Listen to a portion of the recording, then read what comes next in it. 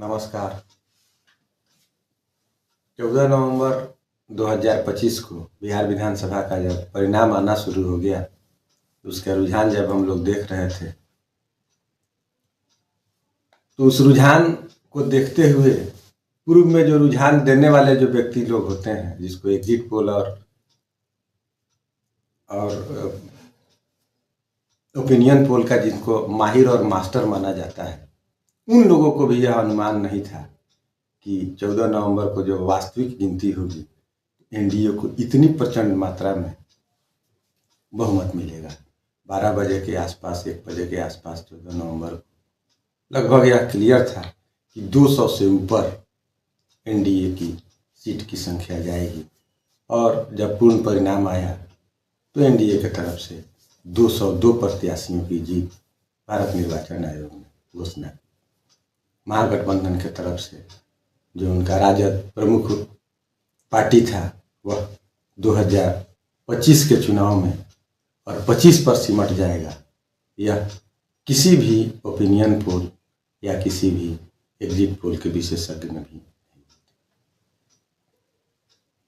6 नवंबर को प्रथम चरण में जो चुनाव हुए थे और 11 नवंबर को जो द्वितीय चरण में चुनाव हुए थे, उसकी लंबी कतारें, महिलाओं की और युवाओं की जो लंबी कतारें लगी हुई थी वोट देने के लिए, और मतदान का जो प्रतिशत आया 11 नवंबर को जो चुनाव आयोग ने आधिकारिक अपना घोषणा किया कि लगभग 70% मतदान का रिकॉर्ड जो बिहार के मतदान के इतिहास में 1952 के इतिहास के बाद, मतदान के बाद 70% का कभी भी इतिहास नहीं रहा है।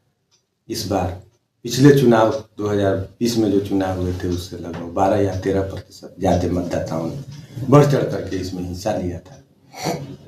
एक तरह से मतदाताओं का यह आंधी और उनकी लंबी कतारें, और इस आंधी में एनडीए को प्रचंड जीत और महागठबंधन की पेड़ को उखड़ जाना, यह बयान करता है कि निश्चित रूप से 20 वर्षों के शासनकाल जो एनडीए का रहा है, जिसका नेतृत्व माननीय श्री नीतीश कुमार जी ने किया था, उस पर जनता ने पुनः विश्वास किया और सत्ता की कमान पुनः श्रीमान नीतीश कुमार जी को सौंप करके जनता ने इत्मीनान की सांस ली कि एनडीए की तरफ से जो डबल इंजन की सरकार जिस गति में बिहार के विकास को ले जा रही है, उस पर आम जनता ने विश्वास किया।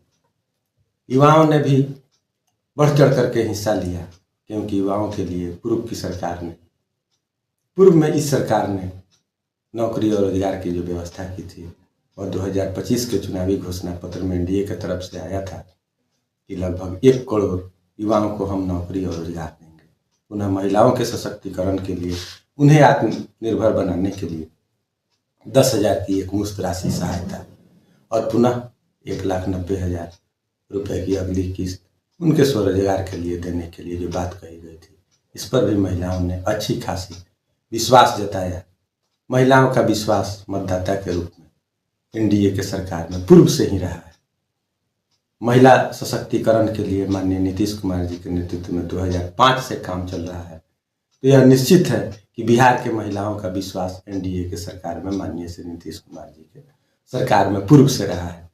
चाहे वह बालिकाओं के स्कूल जाने के लिए जो साइकिल का जो प्रोत्साहन योजना था, या उनके ड्रेस वगैरह के लिए, इस प्रकार महिलाओं का तो विश्वास श्रीमान नीतीश कुमार जी के सरकार में पूर्व से महिलाओं का रहा है।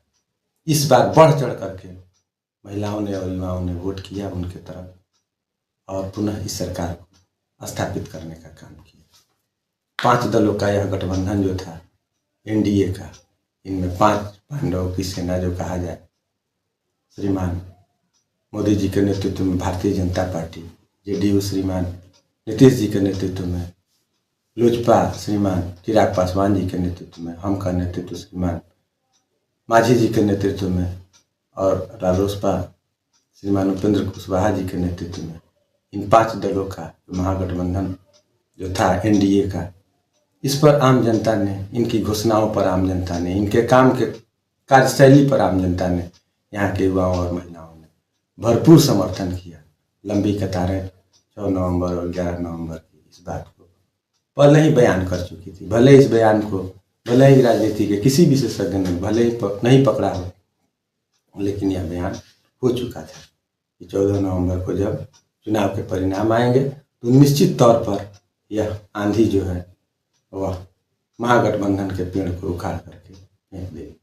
2025 का जो चुनाव था उसमें राजद 25 पर सिमट गया और सहयोगी पार्टियां कहाँ के कहाँ गई। उनमें वीआईपी पार्टी जो थी श्री मुकेश सहनी जी का, वह शून्य पर ही रह गई। पूर्व में श्री तेजस्वी यादव जी को मुख्यमंत्री का उम्मीदवार महागठबंधन ने और श्री मुकेश सहनी जी को उप मुख्यमंत्री का उम्मीदवार के रूप में पूर्व में ही प्रचारित किया गया था। आम जनता ने, आम वोटर्स ने इसको नकार दिया। एक तीसरे मोर्चा के रूप में बिहार में लगभग 3 वर्षों से काम कर रहे थे श्रीमान प्रशांत किशोर जी। बड़े बड़े वादे और बड़े बड़े दावे उनके द्वारा किए जा रहे थे। उनका भी चुनावी घोषणा पत्र में बिहार के रोजगार के लिए और बिहार के युवाओं के पलायन को रोकने के लिए भले बात कही गई थी, लेकिन बिहार के मतदाताओं ने उन पर थोड़ा भी भरोसा नहीं किया। उनके पार्टी का एक भी उम्मीदवार नहीं जीता, शून्य पर सिमट करके उनकी पार्टी जनसुराज रह गई। उनके एक कैंडिडेट जो चनपटिया से थे श्रीमान मनीष कश्यप जी, शायद उन्हें 30,000 के आसपास वोट मिला था। बाकी लोगों का लगभग जमानत जब्त हुआ या थोड़ा मोड़ा वोट लेकर के अपना रह गए। इस प्रकार बिहार के जनता ने पूर्ण रूप से डबल इंजन की जो सरकार पूर्व से चल रही थी, उसी डबल इंजन के डिब्बे में सवार होकर और राजनीति में चलना स्वीकार किया, क्योंकि जनता विकास चाहती है।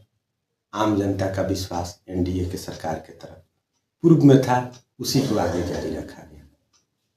श्रीमान माननीय श्री प्रधानमंत्री जी इस बार के शपथ ग्रहण समारोह में जो 20 नवंबर 2025 को ऐतिहासिक गांधी मैदान पटना में हुआ, उसमें स्वयं शिरकत करके बिहार की जनता को नमन किए, बिहार के धरती को नमन किए।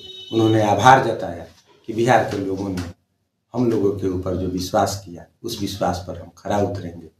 यहाँ के नौजवानों को जो रोजगार देने की बात कही गई, यहाँ के महिलाओं के सशक्तिकरण के लिए, जो उनके स्वरोजगार के लिए जो कुछ राशि देने के लिए या उनके स्वावलंबन के लिए जो सहायता देने की बात कही गई, उस पर आम मतदाता ने यहाँ का विश्वास किया और उस विश्वास पर खरा उतरने का वादा श्रीमान मोदी जी के नेतृत्व में और श्रीमान नीतीश कुमार जी के नेतृत्व में जो डबल इंजन की सरकार है, वह पूरा करेगी। इसी अपेक्षा के साथ आम जनता और आम मतदाता ने इस बार के चुनाव में बढ़ चढ़ करके हिस्सा लिया और राजग को पूर्ण बहुमत दिया। उधर महागठबंधन श्री तेजस्वी जी के नेतृत्व में, नौसिखुआ नेतृत्व उसको कहा जाए, इस प्रकार की घोषणा की गई कि प्रत्येक घर से एक सरकारी नौकरी दी जाएगी। इस पर आम जनता ने किसी भी तरह का कोई रिस्पॉन्स नहीं लिया। इस पर कोई यह भरोसा करने लायक कोई वादा भी नहीं था।